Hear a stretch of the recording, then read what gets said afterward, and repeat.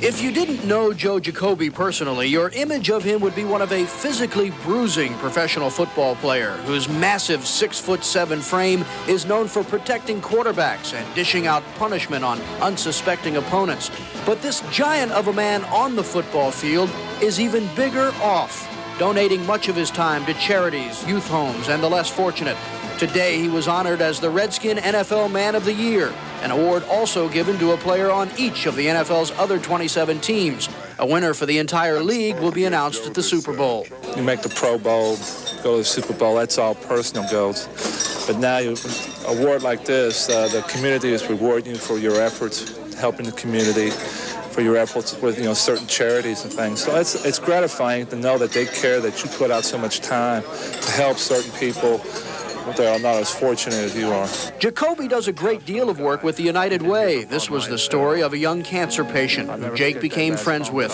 The youngster recently died. And last night he spent time with other terminally ill kids. Their one, perhaps final wish to have dinner with the Skins was granted.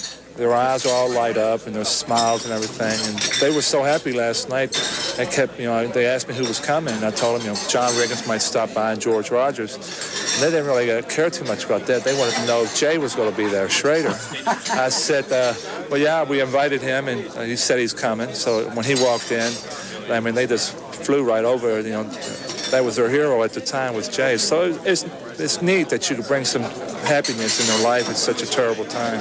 He is especially involved with the American Heart Association, losing both his parents and a brother to heart disease, himself with a heart murmur. For Joe, it does his heart good knowing that his family has died and his family needed a lot of help and support. And I think the motivating factor is his family dying. And I think he feels good helping other people.